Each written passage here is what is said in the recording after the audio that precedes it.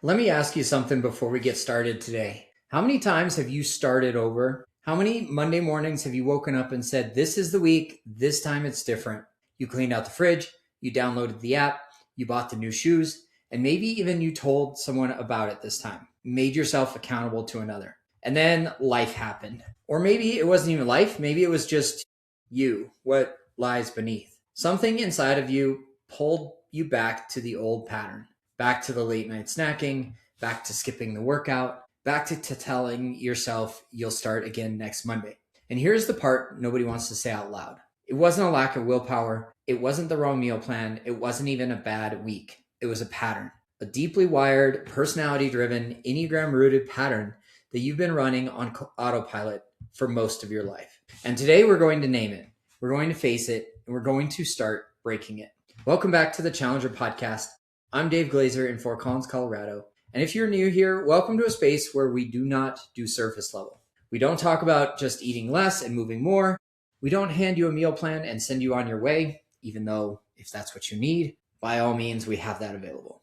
But we do go deeper than that, because I genuinely believe that your body transformation begins in your mind. It begins with self-awareness. It begins with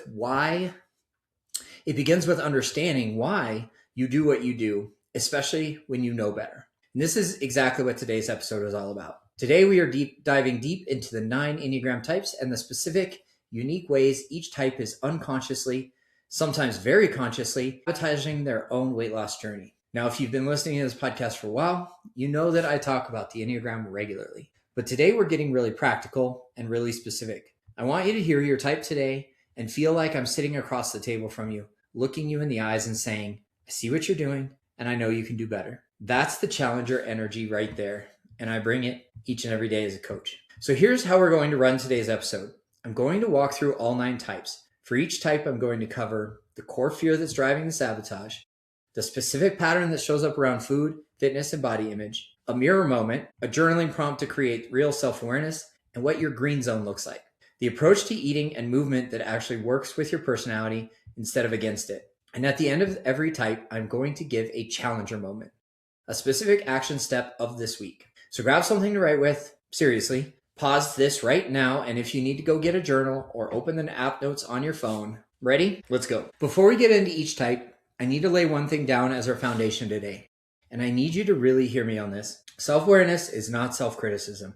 I'm going to say that again. Self-awareness is not self-criticism. When I describe your type's sabotage pattern today, your brain might immediately want to go to shame, to that inner voice that says, see, this is why you can't do it. This is what's wrong with you. That is not what we're doing here. The Enneagram is not a box to put you in. The Enneagram is not a standardized test, but naming your pattern is not indicating your character. It's actually the opposite. It's the first act of true self-respect, because you cannot change what you refuse to acknowledge. Every single pattern I'm going to describe today developed for a reason, and it served you at some point. It was either protective or it was adaptive, and it also at some point stopped serving you.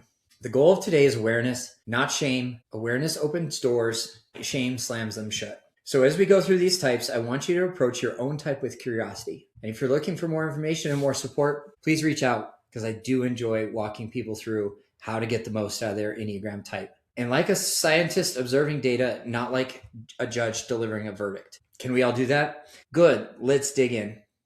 Type 1, the reformer and the perfectionist. All right, type 1s, the reformers, the perfectionists. If you're a 1, you are someone who has a deeply wired sense of right and wrong.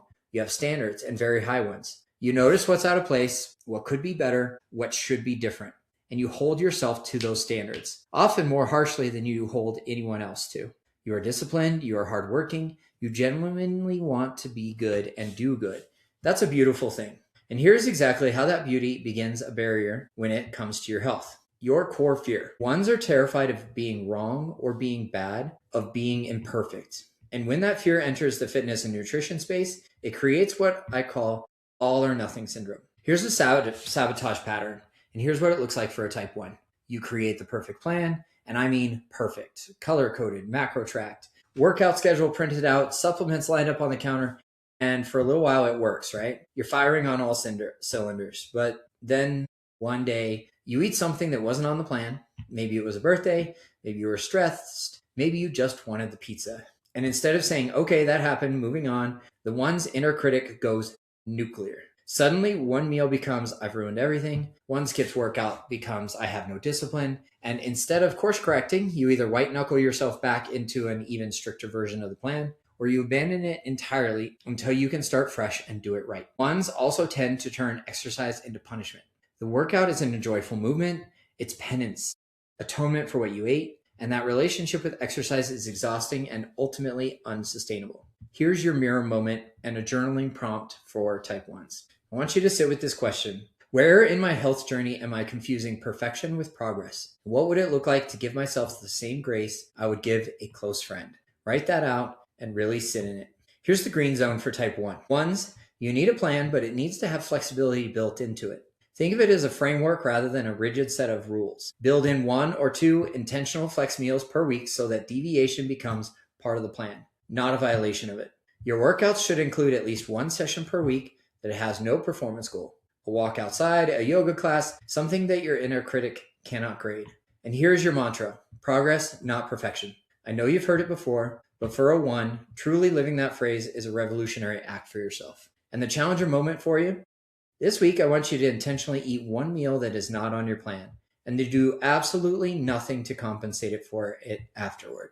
No extra cardio, no skipping the next meal, nothing. Just let it be a part of a normal week. Notice what comes up emotionally and write it down. Even send it to me if you'd like. Shoot me an email, riseup@fitlifechampions.com or on Instagram @fitlifechampions. Let's dig into the type 2, the helper or the giver. Type 2s, my helpers, my beautiful, big-hearted givers. If you are a 2, you are someone who genuinely loves people. You are attuned to the needs of everyone around you. You show up, you serve, you are the friend everyone calls in a crisis because you will be there. No questions asked. You are warm, you're generous, you are deeply relational. And those qualities are genuinely extraordinary. And here's the health trap hidden inside all of that goodness. The core fear you have and carry with you always. 2s fear being unwanted, unloved, unneeded, and so they pour themselves out for others, often completely neglecting themselves in the process. And nowhere is this more visible than in health and fitness. The sabotage pattern for you is that 2s, sabotage often looks like total self-neglect dressed up as selflessness. Your family's nutrition comes before yours, your schedule is packed with serving everyone else, and your workout falls off first because that's the only thing you've done for yourself. And cutting doesn't hurt anyone else, right? But there's another layer here that we need to talk about today. 2s often use food as their primary love language, both giving and receiving. You cook elaborate meals for people you care about. You bond over food. You say yes to food in social settings even when you don't want it because saying no feels like you're rejecting the person offering. And then there's the emotional eating. When 2s feel underappreciated, when all that giving doesn't come back around, the pain is real and it needs somewhere to go. And food is warm and it's comforting and it doesn't ask anything of you, right? 2s, can I say something to you very directly? Putting yourself last is not a virtue.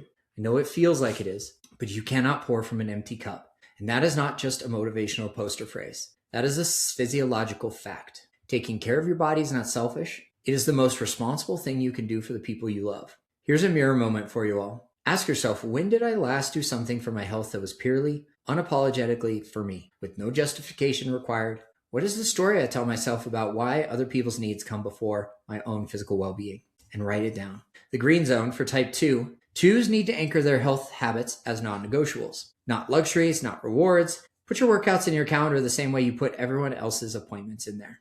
Find a form of movement that feels nurturing rather than punishing. Group fitness classes where community is built in can be great for 2s because it merges your love for connection with taking care of yourself. For nutrition, start to notice when you're eating for emotional connection versus genuine hunger. You don't have to overhaul your entire relationship with food overnight. Just start building the awareness gap between stimulus and response. The challenger moment for a type 2, from me to you, is this week schedule 3 workouts in your calendar and treat them as appointments that cannot be canceled for someone else's request. If anyone asks you to move on, if anyone asks you to move one of these scheduled workouts for you, the answer is no.